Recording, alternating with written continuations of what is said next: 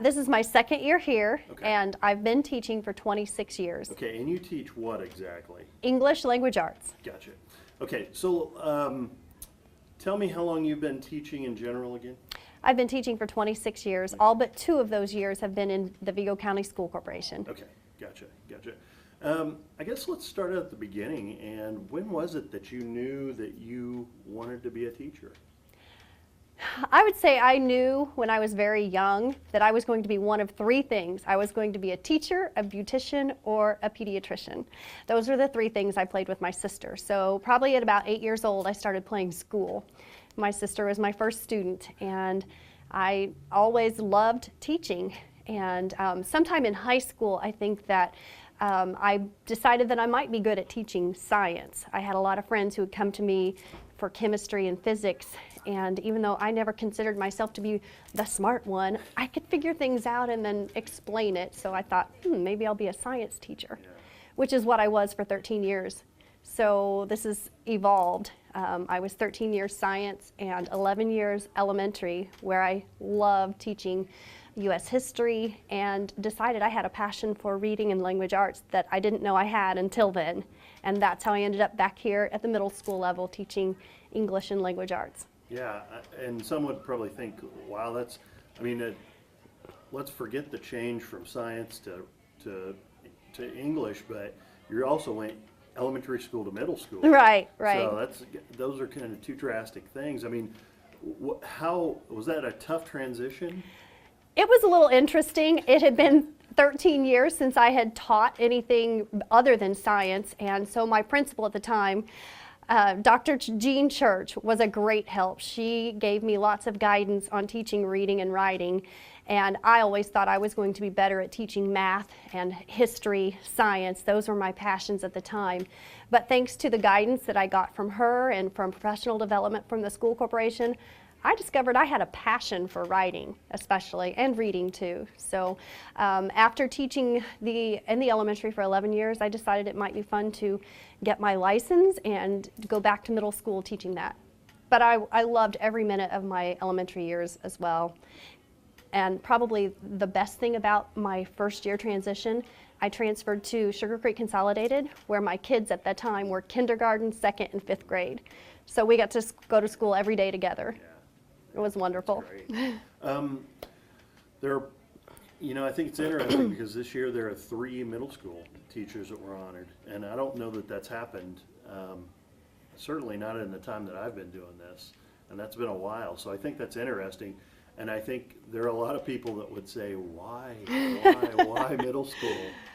I guess I like their wit, their humor, and the fact that they're mature enough that we can do some more advanced projects, and I can expect more of them. I can relate to them on a new level that's a little bit different than elementary school.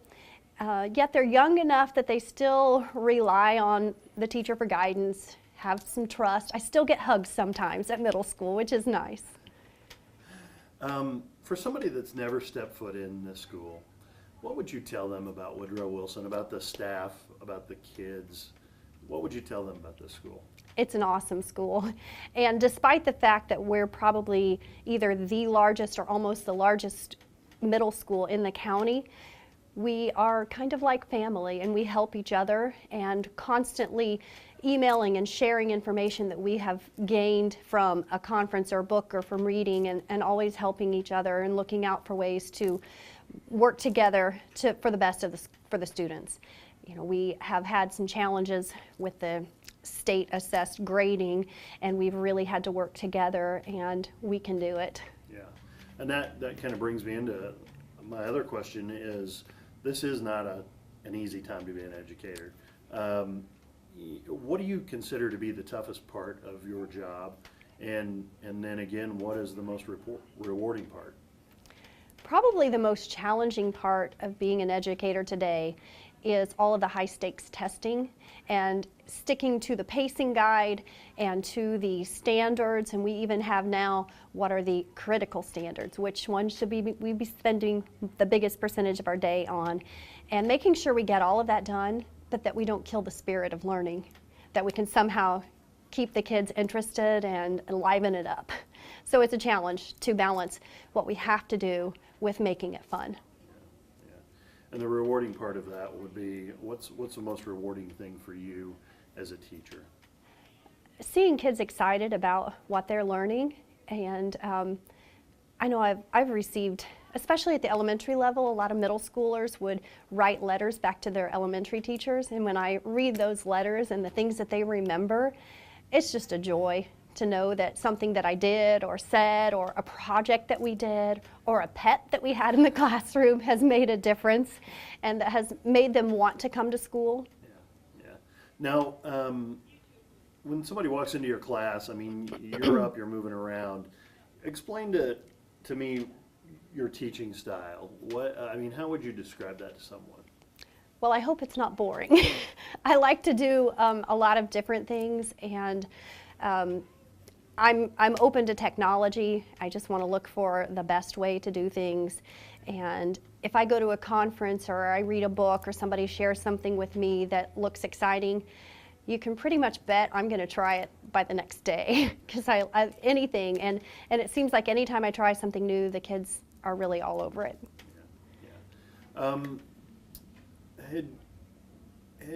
Have you ever had any of those moments that you can think of off the top of your head that are those moments that you think, this is why I'm teaching, this is why I'm doing this? Oh, wow.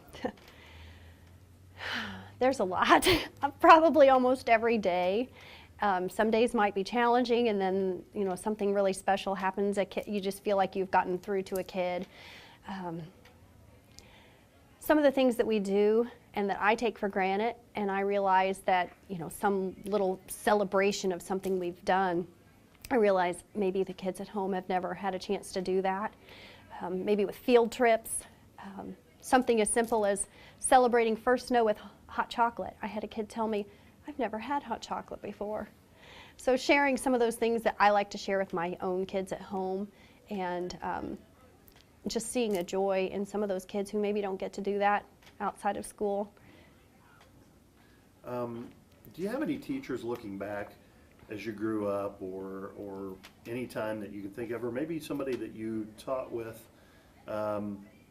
in your career that you thought, I want to pattern my teaching style after that person? I had a couple of elementary teachers that I thought were a lot of fun, which made me like school. And so they probably had an influence. But I had a teacher in high school, and it was actually my choir teacher, Mrs. Betty Akers, and she is retired now. But Mrs. Akers spent so much of her time with us outside of school, and all the time that she put in trips, and we were part of the show choir and got to travel the state. We traveled the country even, and put on a lot of musicals that were a big hit, and just the amount of time that she spent meant a lot to me. And I think that I've tried to do things outside of the regular school setting with my kids because of some of the influence that maybe she had. Another one would be Mr. Ed Beasley, who was my physics and advanced math class teacher. And he paid a lot of attention to detail and made sure that we knew every step. He taught us the why behind everything, which was something I needed. I was the kid who was always asking Mom and Dad, but why, but why? And so he was really good at explaining that. Another, I had a chemistry teacher, Ernie Anderson, who really pushed us. His way of challenging us was to make it sound like this was going to be a bar we couldn't reach, but yet he would give us the skills to reach the bar, and in that way challenged us. So I think I learned from him too. And then I guess after I began teaching, my first mentor in middle school would have been Mrs. Phyllis O'Neill, and she was just a great mentor to me. I was kind of green. I came in all excited, but green around the edges, and she helped me build a foundation there. Yeah. But I've taught with so many teachers that are just amazing that probably should be sitting here being interviewed instead of me. But just some amazing teachers that I've taught with, I've gleaned so much from them. Also from some of my principals. I've had Mrs. Marcia Jones, who is just awesome in giving us the information that we needed to do well, to give us the professional development that we need to do well in the classroom. And Mrs. Martis here at Woodrow Wilson is amazing.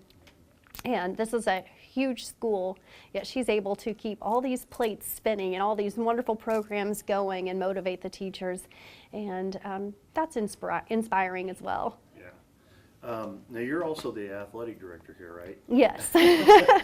So I'm sure that keeps you hopping. It does. You talked about a little about doing things outside of the classroom. Why be involved in something like that? Why do something extra like that? Well, as the athletic director, I'm involved with the kids in their sporting events and preparing for that. And kids come to me in the hallway that I don't even have in class, and they're like, "Hey, Mrs. Stuckey," and they'll ask me about, about the games, or just, we can have these conversations that I wouldn't have if I just had them in the classroom. I also get to meet their parents and see them on a different level, and I think that's really helpful to make those connections outside of the classroom, and it helps me inside the classroom. But I also am the kind of person that when things get too easy and I could coast along, I don't do well. I get bored, and so I need to be challenged myself. So keeping busy and adding something like the athletic director is just invigorating for me. So. Now, Mrs. Martis said she wonders if you ever sleep. Not much. How do you do that? I mean, it has to be tiring at times. It has to be exhausting at times. But how do you stay on that schedule? I have a checklist. I work with the calendar. I'm old school. I still like my paper calendar. So I carry my agenda around. I have to checklist everything. If somebody says you need to do this, or we need this, or this is going to happen at this date, I write it down. Even if it's 6 months later, when I get to that page in my agenda, I know it's there. And so I kind of work on the checklist system. I'm probably organized to the point where some people, like my husband, are annoyed with my organization. But it's how I operate. Right. And I stress on the front side. If something is like going to be due and I don't have it done a few days in advance, then I'm too stressed. So I stress because I want things done in advance. I understand. Talk to me a little bit about, did you know about the Golden Apples before this? I mean, were you aware of the Golden Apples? Yes, in the last few years, I had taught, I think my time at Westfield Middle School may have overlapped a little bit with Melanie Beaver, and that might have been the first one that I knew that was a Golden Apple receiver and or recipient, and I knew that she was a superstar teacher. And so I knew that people that received a Golden Apple, like she or Tim Moss and Rebecca Baylor, I knew that they were really good teachers, so I knew that it must be something prestigious. Yeah. And did you get a chance, I don't know if you've had a chance to read the nomination letter or anything like that, I mean, what does it mean to you that someone took the time to sit down and write a letter about your teaching? Well, the fact that somebody thought enough about our profession, the teaching field, to actually nominate me and to say the kind things that were said, it really means a lot. It just means that what I'm doing makes a difference, that it is important. And the reference letters that were written that I read, sometimes as I was reading that, it almost brought tears to my eyes, that some of the things that I'm doing, I was like, wow, that mattered. So yeah. It means a lot. Yeah. And, we've been doing this for 26 years now, and there's 5 teachers every year, but that's still a relatively small list in comparison. So what does it mean to you that your name is on that list now? It's kind of like, wow. As I think about that, I thought it would be really cool. I knew I was nominated and was going to interview, and I thought, wow, that would be awesome to be a Golden Apple receiver. But when you walked in that door and gave me that, I'm like, oh my gosh, really? Really? And so now I feel like I have to really raise the bar for myself. I have to make sure I'm really a Golden Apple winner. That, I don't know, I think I'll have to work even harder. It's like, really? Me?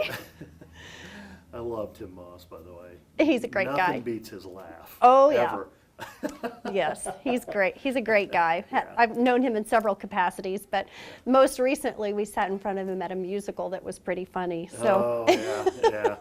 imagine the laughter. Tracy Lawbert from Honey Creek, or I'm sorry, Lost Creek.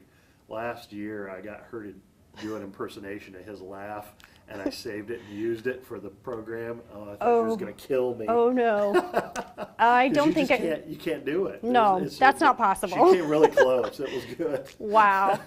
But it was funny. He is a character. Yes, he is a laughs with his character. whole heart. Oh, yes, he does. Yeah. So this, I'm going to ask you one other question, and this is not actually for the piece that will air. This is actually for the program. And I'm just asking teachers if you can think of any funny moments in the classroom, anything that, even in back to your elementary school times, anything that kids did in the classroom that was kind of funny or quirky or anything like that that kind of stick out in your mind. Oh wow, there's been a lot of funny things that kids did. Oh, or teachers or parents, and we can save names to protect the. Well, let's see. Gosh, one thing comes to mind, but this isn't very good.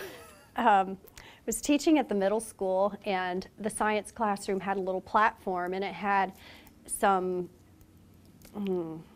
rubber stripping around the top of the platform to keep the tile down, but the rubber stripping was coming loose, so caught my heel on it, and I'm wearing a dress, and I slid. I tripped off the platform, and I slid on my knees up to the science lab table that was right in front of me, and it happened to be, one of them was my nephew, and he just sits there and stares at me, and I'm like eye level with them now, up again, and I'm like, okay, I know you want to laugh, just laugh. So all of a sudden the whole class just burst out laughing, and it's like, okay, just laugh with them. So That's good. sometimes you have to. Yeah. Another time we had a lizard in the classroom. This one's pretty funny. We had a lizard in the classroom, and the kids would take care of it every morning. I used to always have pets when I taught science and then also in elementary school. And so this particular year we had a couple of lizards. And so kids are coming in, they're hanging up their jackets, they're doing their morning work and getting ready to go to their seats. And I'm taking attendance and taking care of things as kids come in. And I have a couple of kids come to me and say, Mrs. Stuckey, the lizard lost its tail. And I'm like, no, the lizard's fine. The lizard, and I have more kids come in. Mrs. Stuckey, the lizard lost its tail. I'm like, no, there's no way. It's just shedding. It's fine. It's really fine. And so finally, enough kids tell me, and they seem like they're in a panic. So I go over to look in the lizard case, and there's a lizard, and then there's a tail separate from the lizard, and the tail is flopping around, which I learned is a survival technique, so that the lizard can actually shake off its tail, run away, and leave this tail there to like gain attention while they get away. So I was a little freaked out like the kids. I'm like, oh my goodness, so I don't know what happened here. Come to find out, it had tried to go behind a rock, and a kid was trying to pick it up, and the lizard felt threatened, so it lost its tail. So I went next door to Mrs. Susie Jones, another excellent teacher, and her husband is a veterinarian.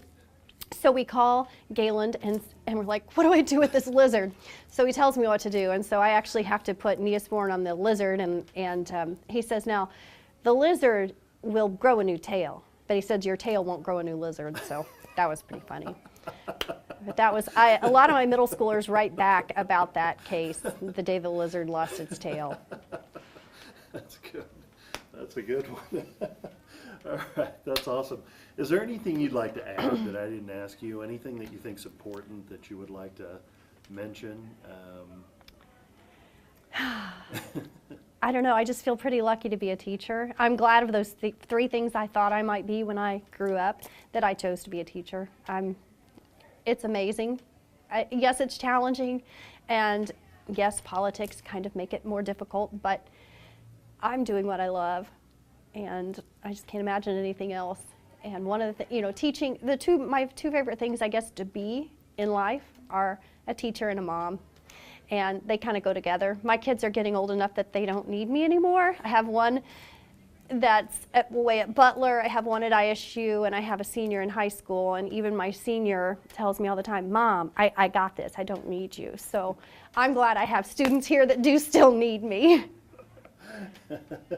Got it. All right, good enough.